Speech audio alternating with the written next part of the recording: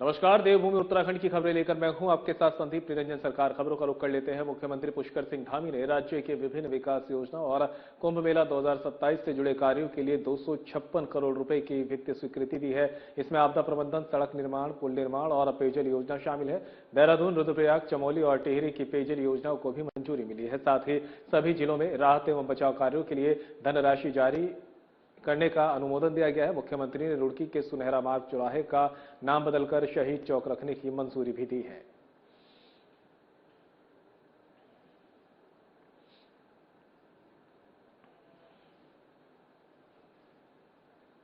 चंपावत दुष्कर्म मामले को लेकर महिला कांग्रेस ने उत्तराखंड बाल संरक्षण आयोग और सरकार की भूमिका पर सवाल उठाए हैं। महिला कांग्रेस प्रदेश अध्यक्ष ज्योति रौतेला ने कहा कि आयोग को पीड़िता को संरक्षण देना चाहिए, लेकिन वे पूरी तरह मौन बना हुआ है। उन्होंने पीड़िता के 2 बार मजिस्ट्रेट के सामने बयान करवाने के भी सवाल उठाए। रौतेला ने कहा कि अगर मामला साजिश है तो दोषियों पर सख्त कार्रवाई होनी चाहिए और यदि पीड़िता पर दबाव बनाया गया है तो निष्पक्ष जांच होनी जरूरी है।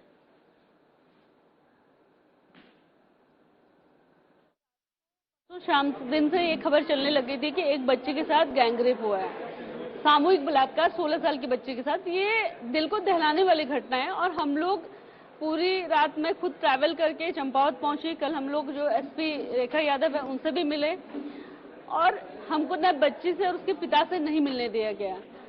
बहुत सारे सवाल हम लोगों ने कल भी पूछे और मैं वापस वही बात कर रही हूँ कि चंपावत से जब मैं वापस अभी आ रही थी तो मेरे मन में बहुत सारी और चीजें थी।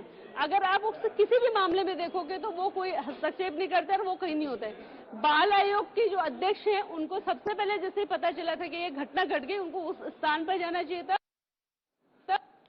चंपावत नाबालिग मामले को लेकर भाजपा महिला मोर्चा ने कांग्रेस पर बड़ा आरोप लगाया है। मोर्चा की प्रदेश अध्यक्ष रुचि भट्ट ने कहा कि कांग्रेस ने एक बच्ची को टूलकिट की तरह इस्तेमाल कर राजनीतिक षड्यंत्र रचा है, जिससे उसकी मानसिक स्थिति पर बुरा असर पड़ा है। बीजेपी महिला मोर्चा ने प्रदेश के सभी 19 जिलों में कांग्रेस का पुतला दहन करने और प्रेस कॉन्फ्रेंस आयोजित करने का ऐलान किया है।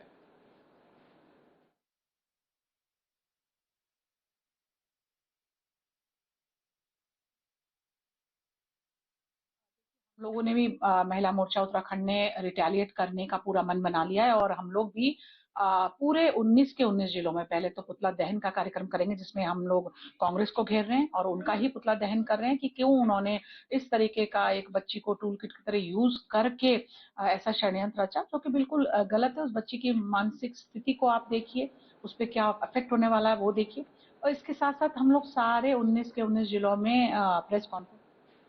टिहरी और प्रधानमंत्री नरेंद्र मोदी के संभावित दौरे को लेकर तैयारियां तेज हो गई है। प्रशासनिक सूत्रों के अनुसार प्रधानमंत्री मई के अंत या जून के पहले सप्ताह में टिहरी पहुंच सकते हैं, जहां 1000 मेगावाट क्षमता वाले पंप स्टोरेज प्लांट को राष्ट्र को समर्पित किया जाने की संभावना है। परियोजना शुरू होने के बाद टीएचडीसी की कुल उत्पादन क्षमता 2400 मेगावाट तक पहुंच जाएगी। संभावित दौरे को देखते हुए कोटी कॉलोनी क्षेत्र में जनसभा की तैयारी भी शुरू हो गई है। बीजेपी प्रदेश प्रवक्ता हनी पाठक ने कहा कि प्रधानमंत्री हर दौरे में उत्तराखंड को बड़ी सौगात देते हैं और यह परियोजना प्रदेश के ऊर्जा क्षेत्र के लिए ऐतिहासिक साबित होगी।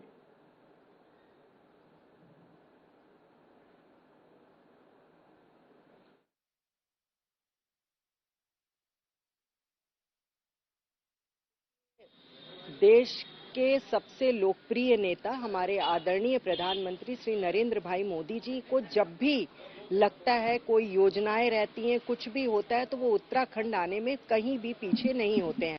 अभी हाल में ही जिस प्रकार से देहरादून टू दिल्ली का 2.5 घंटे के सफर का सड़कों का लोकार्पण हुआ था, तो उसमें भी उन्होंने यहाँ पर आए थे। और इससे पहले भी जी समिट से लेकर राष्ट्रीय खेल का महोत्सव हुआ हो, चाहे कोई भी हो। उत्तराखंड में आगामी विधानसभा चुनाव से पहले राजनीतिक बयानबाजी तेज हो गई है। कांग्रेस के वरिष्ठ नेता धीरेन्द्र प्रताप ने पार्टी के दिग्गज नेताओं की तुलना महाभारत के पांडवों से की है।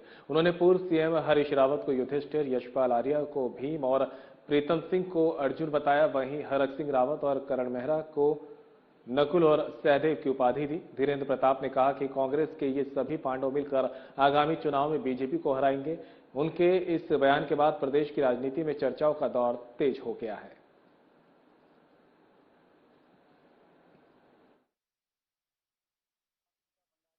दुष्कर्म हो गया, उसका धीरेन्द्र प्रताप जिम्मेदार है, मुझे फांसी चढ़ा दो। अरे भाई, इस पे कोई थे ना, कौन है वीआईपी पुष्कर धामी जी, बताइए कब बताएंगे? यानी कि जब हम सब मर जाएंगे। उत्तराखंड आंदोलनकारियों के लिए आप कुछ करने के लिए तैयार नहीं। कल एक आंदोलनकारी अनिल जवान आंदोलनकारी मर गया, आंदोलनकारियों के लिए आप कुछ तैयार नहीं, ना उनका आरक्षण देने के लिए तैयार है। अरे कांग्रेस ने अगर कोई कानून बना दिया उसे चलने नहीं देंगे आप? हैं? महिलाओं का आप चलने नहीं देंगे? देहरादून में प्रदेश कांग्रेस कमेटी ने राज्य आंदोलनकारियों की उपेक्षा और चंपावत प्रकरण को लेकर सरकार पर निशाना साधा। कांग्रेस उपाध्यक्ष वीरेंद्र प्रताप ने कहा कि सरकार राज्य आंदोलन की मूल भावना से भटक गई है और स्वास्थ्य, शिक्षा व रोजगार की अनदेखी कर रही है। वहीं कांग्रेस प्रवक्ता डॉक्टर प्रतिमा सिंह ने चंपावत मामले में पुलिस की कार्यशैली पर सवाल उठाते हुए नाबालिग पीड़िता से जुड़े बयान सार्वजनिक करने को कानून का उल्लंघन बताया। कांग्रेस ने पुलिस पर सत्ता के दबाव में काम करने का आरोप लगाया है।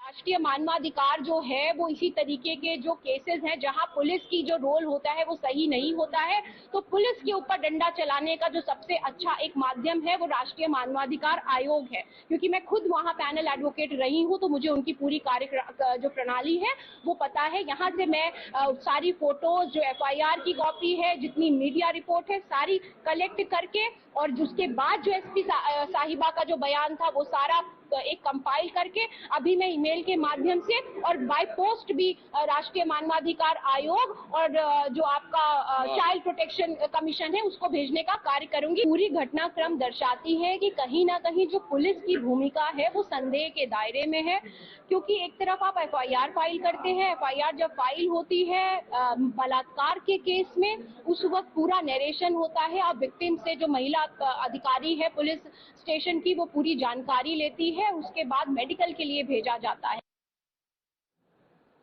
बीजेपी युवा मोर्चा ने बंगाल समेत 4 राज्यों में मिली जीत को राष्ट्रवादी विचारधारा की जीत बताया है। भाजपा प्रदेश अध्यक्ष मुकुल मंदौली ने कहा कि पश्चिम बंगाल में पहली बार बीजेपी को बड़े अंतर से सफलता मिली है। उन्होंने बताया कि उत्तराखंड भाजपा के 20 कार्यकर्ता 2 महीने तक बंगाल में प्रवास पर रहे और जिन क्षेत्रों में उन्होंने काम किया वहां पार्टी को अच्छे परिणाम मिले हैं। वहीं प्रचार से लौटे कार्यकर्ता रोशन ने कहा कि लंबे संघर्ष के बाद जनता ने बदलाव के पक्ष में मतदान किया है।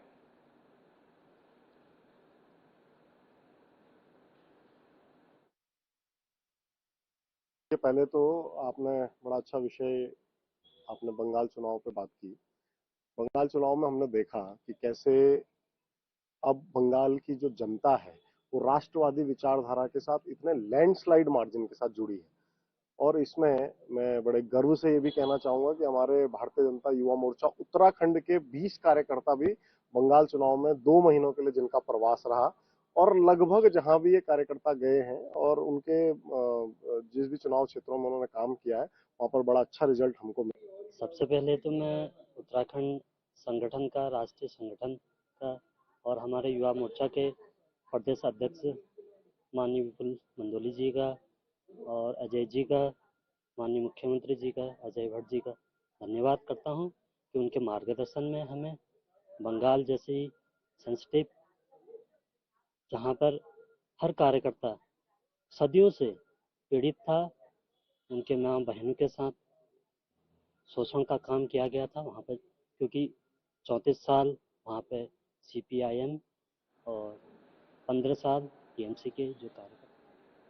देहरादून में चंपावत नाबालिग मामले को लेकर उत्तराखंड उत्तराखंड क्रांति दल ने पुलिस की कार्यशैली पर सवाल उठाए हैं। UKD के केंद्रीय अध्यक्ष सुरेंद्र कुकरेती ने कहा कि यदि पुलिस ने 24 घंटे में मामले का खुलासा किया है तो कथित साजिश रचने वालों के नाम भी सार्वजनिक किए जाने चाहिए। उन्होंने कहा कि बच्चों के साथ राजनीति नहीं होनी चाहिए और बच्चों को बदनाम करना गलत है। कुकरेती ने मामले की निष्पक्ष जांच कर दोषियों पर सख्त कार्रवाई की मांग की है।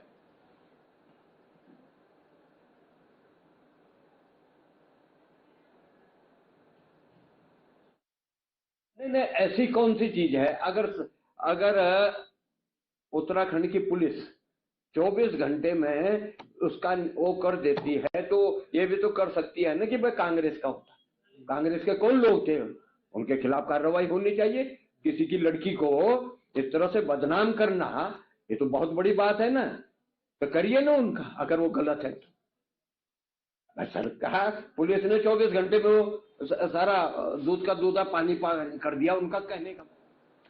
ऋषिकेश में बीजेपी कार्यकर्ताओं ने रेलवे रोड स्थित जिला कार्यालय के बाहर कांग्रेस का पुतला दहन कर विरोध प्रदर्शन किया। बीजेपी नेताओं ने आरोप लगाया कि चंपावत मामले में सच्चाई सामने आने के बावजूद कांग्रेस सरकार को बदनाम करने की कोशिश कर रही है। जिलाध्यक्ष राजेंद्र तड़ियाल और जिला महामंत्री प्रतीक कालिया ने कहा कि कांग्रेस के पास जनहित के मुद्दे नहीं बचे हैं। वहीं महिला मोर्चा पदाधिकारियों ने कांग्रेस पर महिलाओं को गुमराह करने का आरोप लगाया है।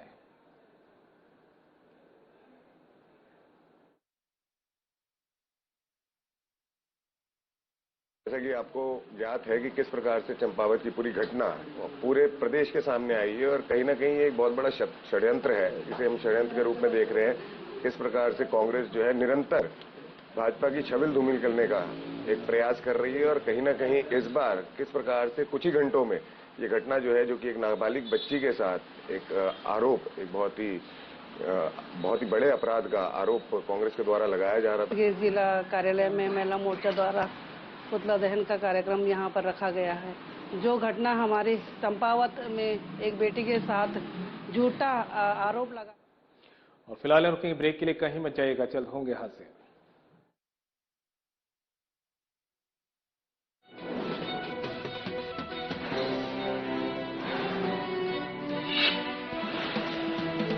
क्षेत्र में उत्तराखंड ने अभूतपूर्व प्रगति की है। प्रदेश सरकार ने राज्य में राष्ट्रीय शिक्षा नीति 2020 लागू करते हुए शिक्षा व्यवस्था में क्रांतिकारी सुधार किए हैं।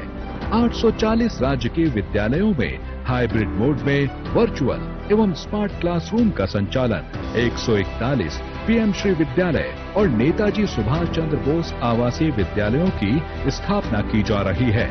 स्कूलों में खेल के मैदान, स्वच्छ पेयजल और लाइब्रेरी के साथ साथ प्रयोगशालाएं उपलब्ध।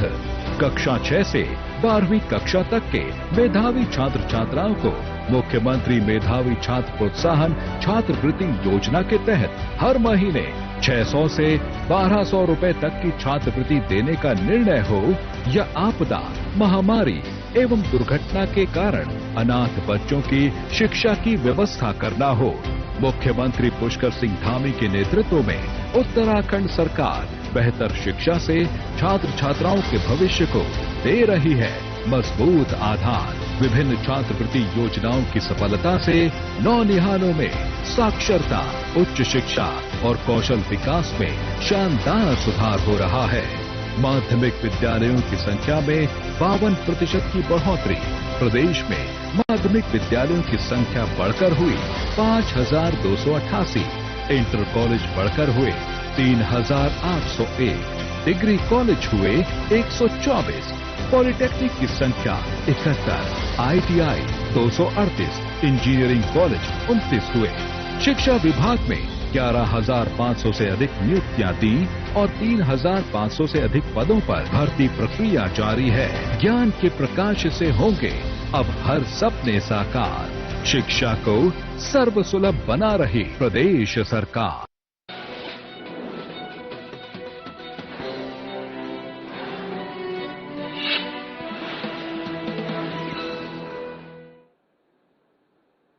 ब्रेक के बाद आप सभी का एक बार फिर से स्वागत है। खबरों में आगे बढ़ते हैं। NS राजा सुब्रमण्यम को भारत का अगला चीफ ऑफ डिफेंस स्टाफ नियुक्त किया गया है। वे 30 मई 2026 को जनरल अनिल चौहान की सेवा निवृत्ति के बाद पदभार संभालेंगे। राजा सुब्रमण्यम ने 1985 में गढ़वाल राइफल्स में कमीशन प्राप्त किया था और 37 वर्षों से अधिक समय तक सेना में सेवाएं दी। वे उप सेना प्रमुख भी रह चुके हैं। उनकी नियुक्ति पर पूर्व सैनिकों ने खुशी जताई है।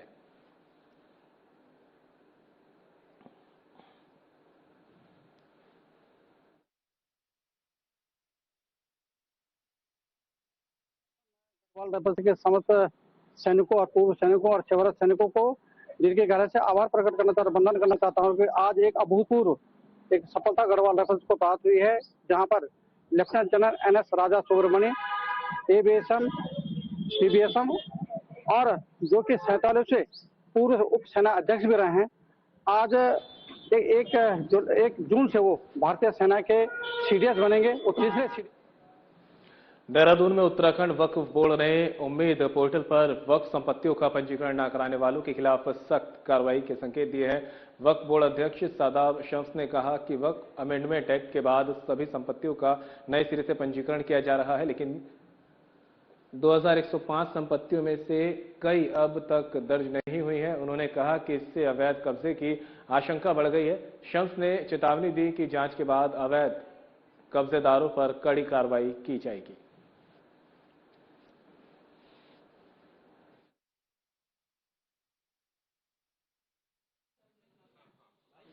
देखिए, वक्फ अमेंडमेंट एक्ट उम्मीद में हम सब जानते हैं कि लगभग 2.5 से 3 साल इस एक्ट को लाने में लगे और इस एक्ट के आने के बाद अभी भी उसके अंदर क्योंकि नए सिरे से उम्मीद पोर्टल पर सारी संपत्तियों को दर्ज किया जा रहा है और लगातार वक्फ बोर्डों की कोशिश है कि सबसे पहले जो सिस्टम बनाया है उस सिस्टम के तहत सारी संपत्तियां वक्फ पोर्टल पर दर्ज हो जाएं। लेकिन हम देख रहे हैं कि लगभग 2105 वक्फों में से अभी तक 1500 वक्फ भी दर्ज नहीं हो पाए, तो बाकी वक्फ दर्ज नहीं हो रहे, यानी कि 2000 से अधिक संपत्तियां जिसमें एक एक संपत्ति करोड़ों करोड़ रुपए की है, वो संपत्तियों को दर्ज नहीं किया जा रहा है। वक्फ माफिया जानबूझकर उस संपत्तियों को ग्रैब करना चाहता है, उस संपत्तियों को हथियाना चाहता है और उन संपत्तियों को दर्ज नहीं कर रहा है। तो हमने अपने वक्फ बोर्ड में उनको ये सर्वसहमति से पारित करते हुए शासन को भेजा है कि वक्फ बोर्ड को मेकर की जिम्मेदारी दी जाए कि जो उसको दर्ज करने की वक्फ को अधिकार मिले। ऋषिकेश के सरस्वती विद्या मंदिर इंटर कॉलेज में छात्र संसद और कन्या भारती के नवनियुक्त पदाधिकारियों का शपथ ग्रहण समारोह आयोजित किया गया।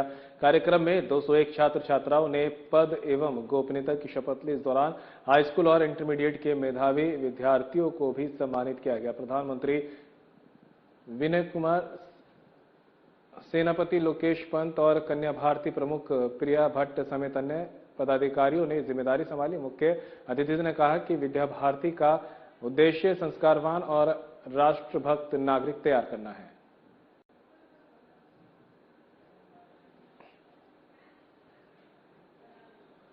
ऋषिकेश के गुमानीवाला स्थित राजश्री चिल्ड्रंस एकेडमी में हाई स्कूल परीक्षा में उत्कृष्ट प्रदर्शन करने वाले मेधावी छात्र छात्राओं को सम्मानित किया गया। विद्यालय प्रबंधन और हिंदुस्तान कंप्यूटर इंस्टीट्यूट के संयुक्त तत्वावधान में आयोजित कार्यक्रम में टॉप 5 विद्यार्थियों और उनके अभिभावकों को सम्मानित किया गया। समीर नौटियाल, स्तुति मटियाल, रॉबिन सिंह, तपस्या और आयुष रावत को स्मृति चिन्ह और पुष्पमाला भेंट की गई है। इस दौरान संस्थान के निदेशक राहुल कुमार ने सभी मेधावियों को आजीवन निःशुल्क कंप्यूटर शिक्षा देने की घोषणा की। कार्यक्रम में विद्यालय प्रबंधन शिक्षक और अभिभावक मौजूद रहे।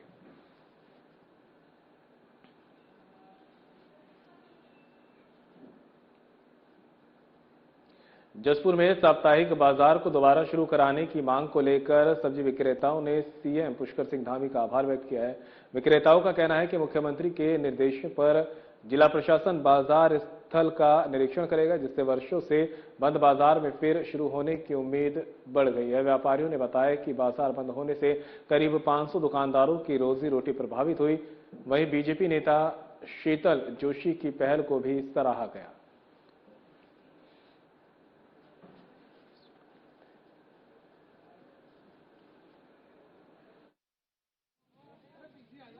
मंत्री श्री पुष्कर सिंह धामी जी ने जो ये हमारा बाजार लगवाने का आदेश जो है डीएम तक पहुंचाया है, उसका हम बहुत बहुत आभार व्यक्त करते हैं। जो है मेरी अवस्था लगभग 58 वर्ष की है। जब से मैंने जन्म लिया है और वो संभाला है तब से यहाँ पर मैं बाजार लगते हुए देख रहा हूँ। बाजार हटाने से बहुत गरीब आदमी परेशान हो गया, रोजी भी परेशान हो गया। हमारी 2 लड़कियां क्या से शादी करे बताओ, जब फंड नहीं लग रहे, कुछ नहीं लग रहा, तो रोजगार हो गए, क्या करे। अब तो गाड़ी खड़ी कर दी काम, तो हम तो कहते हैं ऐसे ही हमारा बाजार है लग जाए दोबारा।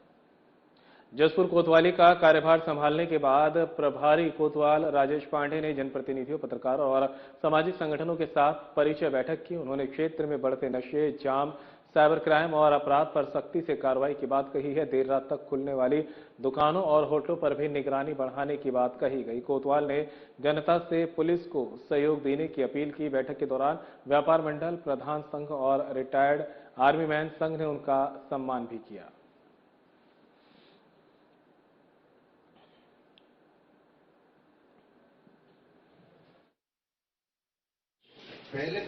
अपराधों की रोकथाम करना, यातायात व्यवस्था, कानून व्यवस्था को अच्छे से पालन करवाना। तो इसी के क्रम में श्रीमान वरिष्ठ पुलिस अधीक्षक महोदय जनपद उधम सिंह नगर महोदय के निर्देश थे कि आप अपराधों का पूरा कंट्रोल कीजिए, यातायात व्यवस्था, कानून व्यवस्था का पालन कराइए।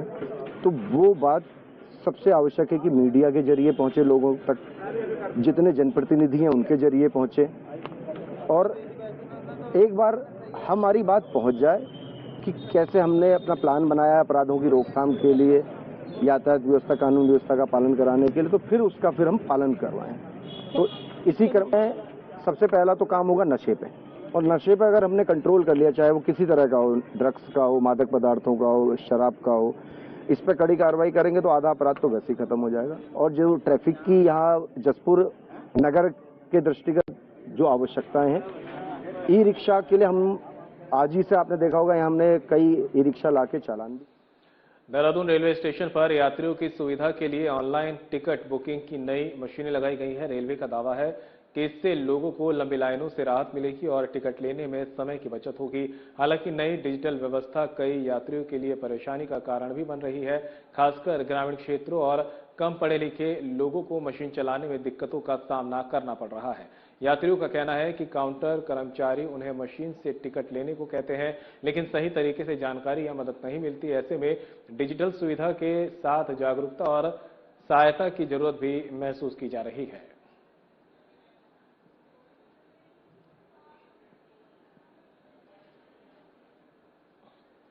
चमोली जिले के देवाल विकासखंड स्थित दूरस्थ गांव पेनाऊ में आज भी सड़क सुविधा नहीं पहुंच सकी है। गांव के 65 वर्षीय पूर्व सैनिक केसर सिंह की तबीयत बिगड़ने पर ग्रामीणों ने स्ट्रेचर बनाकर उन्हें कई किलोमीटर पैदल चलकर अस्पताल पहुंचाया। ग्राम प्रधान लखपत दानू ने बताया कि धुरा धारकोट बांक पिनाऊ मोटरमार्ग की फाइल पिछले 10 वर्षों से लंबित है। ग्रामीणों ने सरकार से जल्द सड़क निर्माण की मांग की है।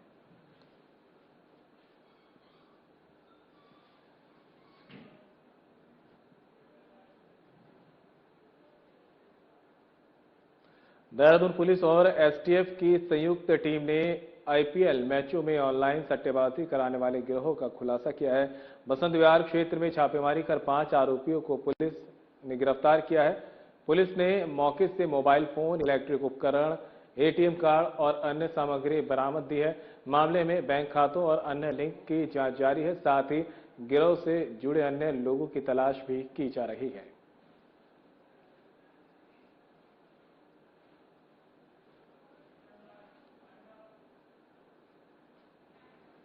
और फिलहाल बुलेटिन में मेरे साथ इतना ही। दीजिए इजाजत। नमस्कार।